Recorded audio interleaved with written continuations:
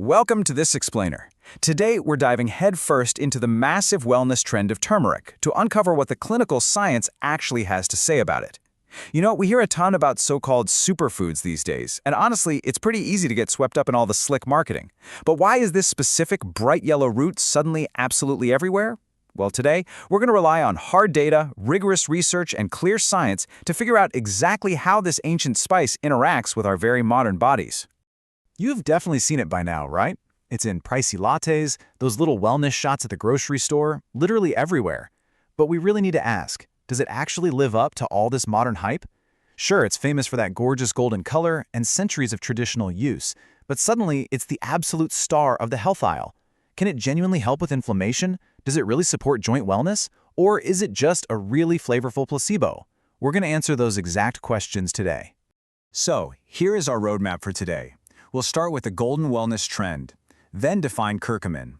After that, we'll look at the science on joint inflammation, followed by blood sugar and body weight. Then we'll talk about how to consume turmeric, and finally wrap up with myths and moderation. All right, part 1, the golden wellness trend, from South Asian roots to modern lattes. Now, turmeric has centuries, literally centuries, of traditional use in South Asian cuisine. But today, it has become absolute wellness royalty across Canada and the US. People are adding it to just about everything.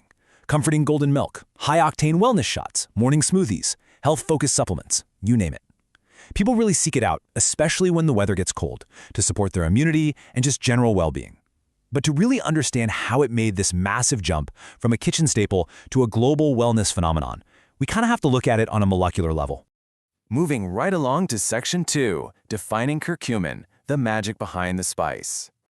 Okay, so think of curcumin as the heavy lifter inside the turmeric root. The whole plant is packed with different compounds, but curcumin, that is the specific superstar driving almost all of the inflammation and antioxidant research we're about to dig into. Think of antioxidants as tiny little shields inside your body, constantly defending your cells against the oxidative stress that just comes from everyday life in our environment.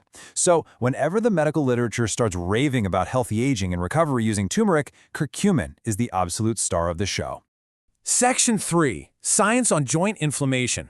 Let's look at the clinical reality. This is where we leave the wellness blogs behind and look at actual clinical trials involving real people. And researchers haven't just done a few isolated trials here and there, they've actually conducted what are called umbrella reviews. Basically, they are pooling multiple meta-analyses together. Think of an umbrella review as the ultimate review of reviews. It puts this evidence at the very top of the scientific food chain. The volume of research on turmeric is so massive right now, with dozens of trials dropping every single year, that we literally need these umbrella reviews just to make sense of the sheer mountain of data. Now, I know what you're thinking. When wellness influencers start talking about joint health, it is so easy to be naturally skeptical. I get it.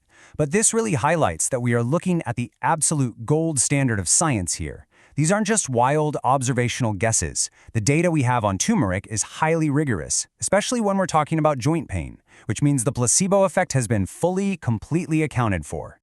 So let's see how this actually plays out for two major conditions. First up, osteoarthritis. An umbrella review that covered 11 meta-analyses strongly supported the fact that curcumin can relieve pain and improve joint mobility. It can even shorten how long people need to use traditional medications for knee osteoarthritis.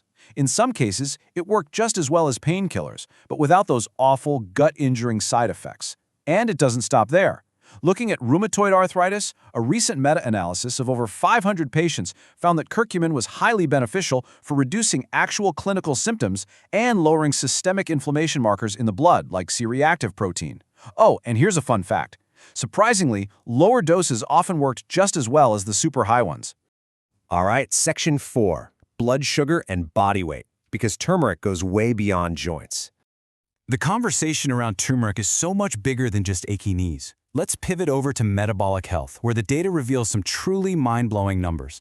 In a 9-month study tracking pre-diabetic individuals who were taking a curcumin extract, guess how many progressed to type 2 diabetes? 0%. Yep, well 16% of the people on a placebo did progress. Just let that sink in for a second. 0%. And those massive umbrella reviews covering over 60 randomized controlled trials, they've backed this up, showing significant improvements in both fasting blood sugar and long-term blood sugar control. Now, here is a really brilliant twist when it comes to those metabolic results. Cheap, everyday whole turmeric actually outperformed the super expensive isolated curcumin extracts for both blood sugar and waist circumference reduction. I mean, supplement companies absolutely love to charge a massive premium for those fancy specialized curcumin pills. But a dose-response meta-analysis revealed that basic, whole turmeric just straight up yielded better results for managing blood sugar. And for reducing waist circumference, which is a key measure of abdominal obesity, whole turmeric had triple the effect compared to the isolated extracts. No way, right? But hey, we do need to ground our expectations here for a minute. If you're looking for some magic bullet to dramatically drop your cholesterol, this isn't it. Those umbrella reviews showed only a tiny half-point drop in LDL cholesterol. And as for general weight loss, another umbrella review did show a statistically significant drop, but practically speaking, it was only about half a kilogram, so just a little over a pound. The takeaway here? Don't expect turmeric to do all the heavy lifting for you if you're chasing dramatic weight loss or huge cardiovascular shifts. Moving on to Section 5, How to Consume Turmeric. Let's get into some practical applications. Since the science clearly points to whole turmeric being incredibly effective, and hey, even better than expensive supplements in some cases, how do we actually get it into our daily routine? Well, a really comforting way to consume it is through golden milk. Just imagine simmering some turmeric with warm milk, a dash of cinnamon, and a little fresh ginger right before bedtime. Sounds amazing, right? You can also just easily blend it into your morning smoothies, stir it into a hearty soup, or toss it over some roasted veggies. It pairs so beautifully with warm flavors, making it super easy to fit into realistic, everyday meals. But listen closely, because there is one absolute crucial ingredient you cannot ignore. Without black pepper, you are essentially wasting your turmeric. Black pepper contains a specific compound called piperine. Think of piperine as the literal key that unlocks curcumin so it can actually be absorbed into your bloodstream. Without that piperine, a lot of the turmeric you're eating might just pass right through your digestive system without delivering any of those powerful clinical benefits we were just talking about. So always add a pinch of black pepper. Finally, Section 6, Myths and Moderation. Time for a quick reality check. Okay, before you go raiding your pantry and eating this stuff by the spoonful, let's clear up a super common wellness myth. It's so easy to assume that if a little bit is good, a massive amount must be amazing, right? Well, the clinical data says otherwise. More is definitely not always better. Excessive amounts, especially if you're taking high-dose supplements, can actually cause stomach irritation and digestive discomfort for sensitive folks. And remember what we saw earlier with the joint inflammation studies. The lower doses often performed just as well as the higher ones, so you really don't need to break the bank on megadose supplements. That little jar in your grocery store spice aisle is perfectly sufficient and way easier on your stomach. Honestly, this quote perfectly captures our main takeaway for today. Turmeric is a wonderful supplement to your routine, but it is absolutely not a replacement for fundamental lifestyle modifications like a good diet, getting enough sleep, and regular exercise. Chronic inflammation is so often driven by relentless stress, terrible sleep, heavily processed foods, and just sitting around all day. You simply cannot sprinkle some turmeric on a poor lifestyle and expect to achieve those profound clinical results. So as we wrap up this explainer, the science is incredibly clear. This golden spice is not just some fleeting trend. It is a clinically backed tool.